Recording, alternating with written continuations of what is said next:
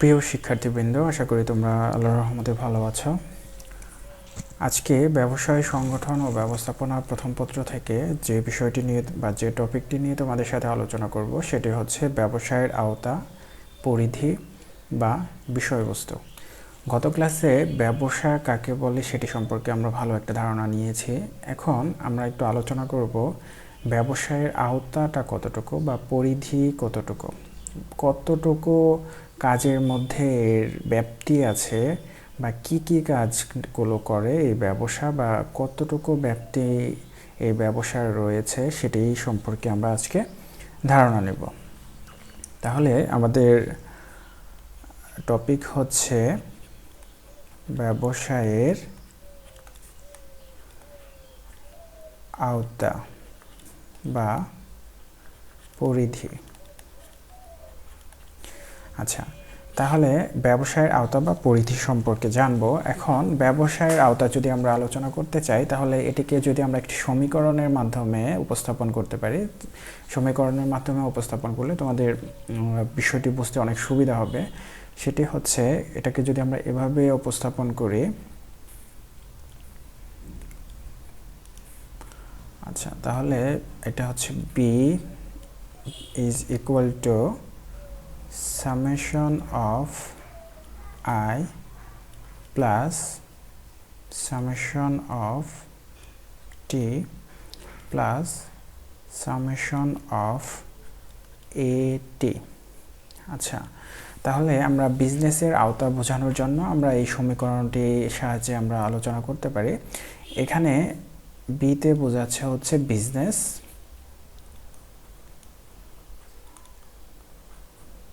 আচ্ছা, বিতে হচ্ছে বিজনেস, আর এখানে একটি চিহ্ন আছে, এই চিহ্নকে সামেশন চিহ্ন বলা হয়, যেটির বাংলা হচ্ছে সমষ্টি বা কোনো কিছুর সমষ্টি বোঝানোর জন্য এই সামেশন চিহ্নটি ব্যবহার করা হয়।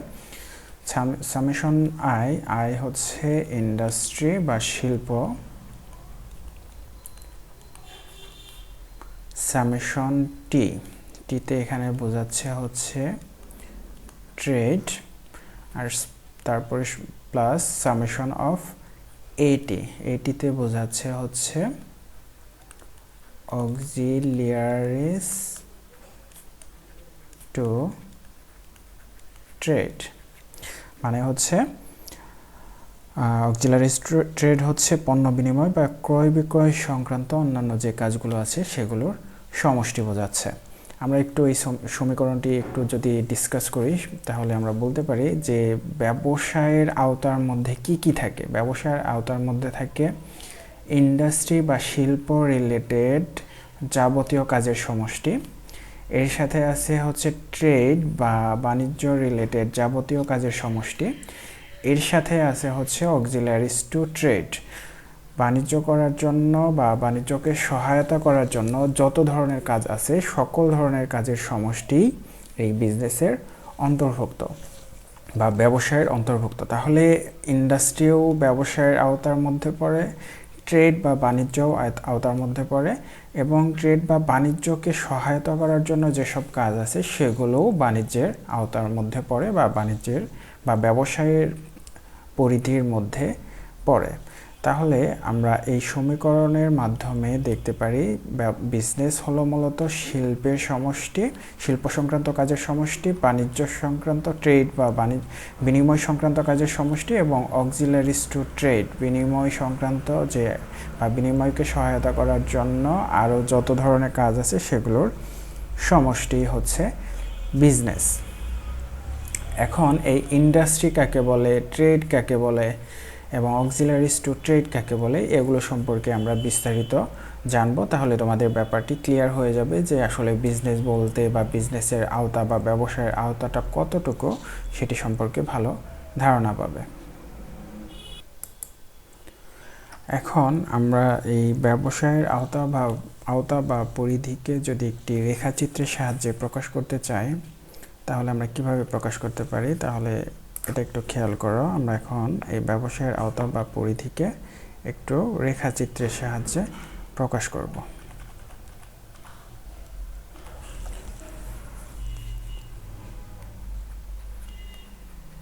আচ্ছা, ব্যবসা, এটিকে যদি আমরা ভাগ করি তাহলে পাবো প্রথমে যেটি, সেটি হচ্ছে শিল্প। আরও যদি ভাগ করি তাহলে আমরা পাবো হচ্ছে বাণিজ্য, এবং শিল্পের ডিভাইডেশনের মধ্যে আরও পরে হচ্ছে প্রত্যক্ষ সেবা। এখন শিল্প কাকে বলে, বাণিজ্য কাকে বলে, প্রত্যক্ষ সেবা বলতে আমরা কি বুঝি, এটি সম্পর্কে খুব সংক্ষিপ্ত আকারে এখানে আলোচনা করব, কারণ হচ্ছে প্রত্যেকটা বিষয় সম্পর্কে আমরা পরবর্তীতে ডিটেইলস আলোচনা করব। এখানে শুধু আমরা একেবারে বেসিক জিনিসগুলো আলোচনা করি। শিল্প কাকে বলে? শিল্প হচ্ছে আমরা প্রকৃতি থেকে যদি সম্পদ আহরণ করে যে প্রক্রিয়ার মাধ্যমে সেটির উপযোগ সৃষ্টি করে মানুষের ব্যবহার উপযোগী পণ্যে পরিণত করি, এই কার্য প্রক্রিয়া বা এই কার্য প্রক্রিয়াটাকেই মূলত শিল্প বলা হয়। তার মানে হচ্ছে শিল্পের মাধ্যমে মূলত উৎপাদন করা হয়। আমরা প্রকৃতি থেকে সম্পদ আহরণ করি, সেগুলোকে প্রক্রিয়াজাতকরণ করার মাধ্যমে সেটির উপযোগ তৈরি করি বা অভাব পূরণের ক্ষমতা তৈরি করি এবং আলটিমেটলি একটা পণ্য তৈরি করি। এই সব কাজগুলো যখন করা হয় তখন সেই কাজগুলোকে আমরা শিল্পের আওতার মধ্যে ফেলব। আচ্ছা, তারপরে আমরা দেখব হচ্ছে বাণিজ্য কাকে বলে। বাণিজ্য জিনিসটা হচ্ছে শিল্পে উৎপাদিত পণ্য প্রকৃত ভোগকারী বা ব্যবহারকারীর নিকট পৌঁছানোর ক্ষেত্রে যে সকল প্রতিবন্ধকতা দেখা দেয়, মুনাফা অর্জনের উদ্দেশ্যে সে সকল প্রতিবন্ধকতা দূর করানোর জন্য যাবতীয় কাজের সমষ্টিকে বলা হয় হচ্ছে বাণিজ্য। তুমি যদি কোনো একটা পণ্য উৎপাদন করো, সেই পণ্যটা উৎপাদন করলেই কিন্তু তোমার কাজটা শেষ হবে না, কারণ হচ্ছে এই পণ্যটা প্রকৃত ভোগকারী যারা আছে তাদের নিকট পৌঁছাতে হবে। এখন তাদের নিকট পৌঁছাতে গেলে কি কি কাজ করতে হবে? তাদের কাছে পৌঁছানোর জন্য সেটি পরিবহনের মাধ্যমে প্রকৃত ভোগকারীর নিকট পৌঁছাতে হবে, কিংবা পরিবহন করার মাধ্যমে যারা মধ্যস্থ ব্যবসায়ী আছে তাদের কাছে পৌঁছাতে হবে। এরকম বিভিন্ন কাজ থাকে। তার মানে উৎপাদন করার পরে আমাদের প্রকৃত ভোগকারীর নিকট পৌঁছানোর জন্য যত কাজগুলো করতে হয় সব কাজগুলোই মূলত হচ্ছে এই বাণিজ্যের আওতার মধ্যে পড়ে। প্রত্যক্ষ সেবা, মুনাফা অর্জনের উদ্দেশ্যে যখন ডাক্তার, আইনজীবী কিংবা ইঞ্জিনিয়ার যখন তাদের যে গ্রাহক আছে তাদের গ্রাহককে যে সরাসরি যদি কোনো সেবা দিয়ে থাকে মুনাফা অর্জনের উদ্দেশ্যে, তখন তাদের এই কাজটিকে মূলত প্রত্যক্ষ সেবা বলা হয়। তার মানে হচ্ছে ইঞ্জিনিয়ার, ডাক্তার কিংবা আইনজীবী তারা সরাসরি তার গ্রাহককে সেবা দিয়ে থাকে অর্থ উপার্জনের উদ্দেশ্যে। তাদের এই কাজটি মূলত হচ্ছে, যদিও এটাকে পেশা বা বৃত্তি হিসেবে গণ্য করা হয়, কিন্তু কিছু ডাক্তার মিলে যদি একটি ক্লিনিক প্রতিষ্ঠা করে কিংবা কিছু আইনজীবী মিলে যদি একটি আইন সহায়তাকারী প্রতিষ্ঠান তৈরি করে কিংবা ইঞ্জিনিয়ার মিলে যদি একটি ইঞ্জিনিয়ারিং সেবা প্রদান করার জন্য একটি প্রতিষ্ঠান তৈরি করে, তখন তাদের এই সেবাকে মূলত হচ্ছে প্রত্যক্ষ সেবা বলা হবে। আশা করি ব্যাপারগুলো বুঝতে পেরেছ। এখন এই শিল্প আমরা যে বিষয়গুলো, মূল বিষয়গুলো আলোচনা করলাম, শিল্প, বাণিজ্য এবং প্রত্যক্ষ সেবা, এগুলোকে আমরা আবার বিভিন্ন ভাগে ভাগ করতে পারি বা এগুলো নিয়ে আমরা বিভিন্নভাবে আলোচনা করতে পারি। যেমন শিল্পকে যদি আমরা ভাগ করি তাহলে আমরা কয়েকটা ভাগে ভাগ করতে পারি। যেমন এখানে বলতে পারি, শিল্পকে বলতে পারি প্রজনন শিল্প একটি ভাগ আছে, এরপর হচ্ছে নিষ্কাশন শিল্প, এরপর আছে হচ্ছে নির্মাণ শিল্প,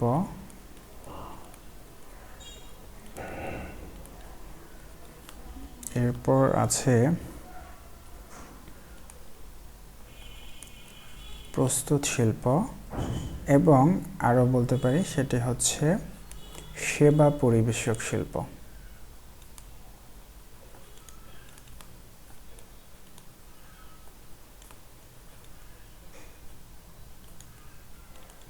আচ্ছা, তাহলে শিল্পের ক্যাটাগরির মধ্যে বা শিল্পের মধ্যে শিল্পকে যদি আমরা আরও প্রকারভেদ বা আরও ডিভাইড করতে চাই তাহলে আমরা বলতে পারি প্রজনন শিল্প আছে, নিষ্কাশন শিল্প আছে, নির্মাণ শিল্প আছে, প্রস্তুত শিল্প আছে, সেবা পরিবেশক শিল্প আছে। আলোচনার সুবিধার্থে আমরা এই বিভিন্ন ভাগে ভাগ করতে পারি।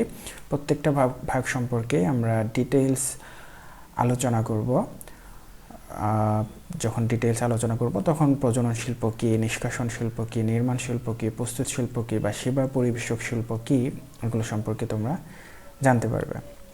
এখন বাণিজ্যকে যদি আমরা প্রকারভেদ করি, বাণিজ্যকে যদি ভাগ করি, তাহলে আমরা বাণিজ্যকে বলতে পারি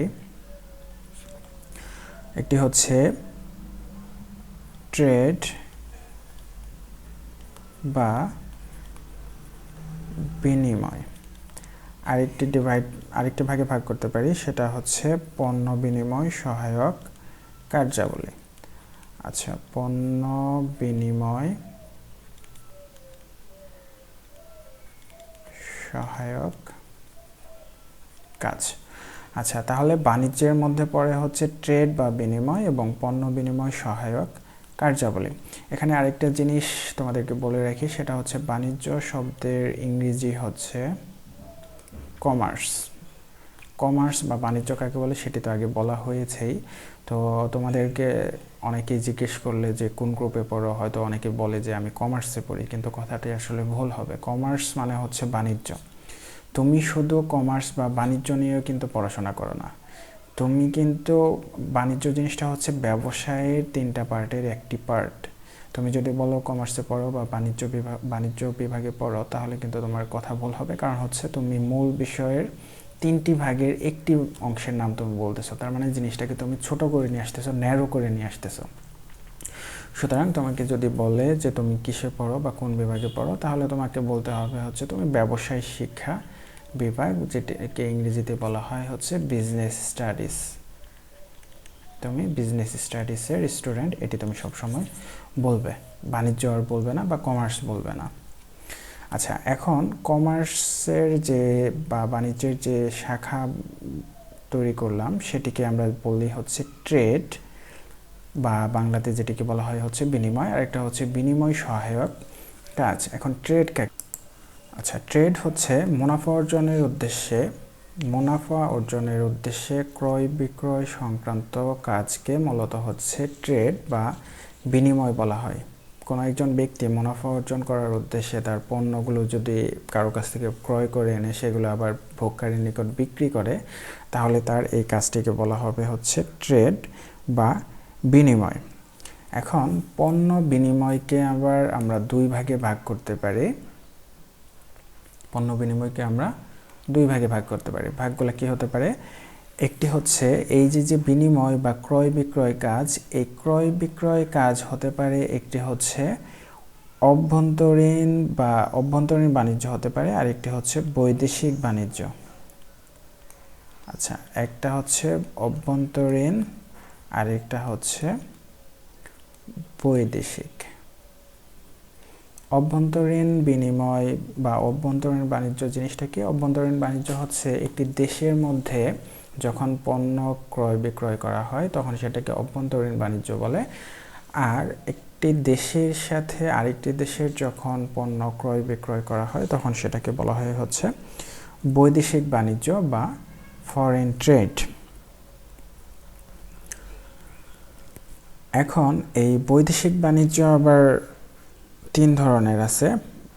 বৈদেশিক বাণিজ্য 3 ধরনের আছে বা বৈদেশিক বাণিজ্যকে 3 ভাগে ভাগ করা যেতে পারে। একটি হচ্ছে আমদানি, আরেকটি হচ্ছে রপ্তানি, আরেকটা হচ্ছে পুনঃরপ্তানি। এখন আমদানি কাকে বলে? আমদানি হচ্ছে কোনো একটি পণ্য যখন অন্য একটি দেশ থেকে নিজের দেশে আনা হয় তখন সেটিকে আমদানি বাণিজ্য বলা হবে। আর নিজের দেশ থেকে যখন অন্য একটি দেশে পণ্যটি বিক্রি করা হবে তখন সেটিকে রপ্তানি বাণিজ্য বলা হবে।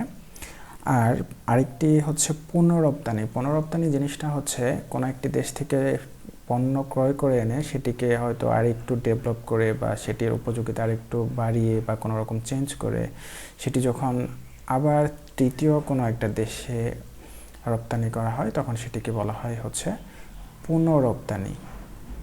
আশা করি ব্যাপারটা বুঝতে পেরেছো। একটি উদাহরণ দিচ্ছি। ধরো চীন থেকে আমাদের দেশে যে সুতা তৈরি করা হলো, সুতা ক্রয় করা হলো। এখন এই সুতাটা কাপড় তৈরি করে, এই সুতাটা দিয়ে কাপড় তৈরি করে আমরা যখন পরবর্তীতে ইউরোপের কোনো দেশে বিক্রি করব, তখন সেটি হবে হচ্ছে পণ্য রপ্তানি বা রপ্তানির একটি অংশ।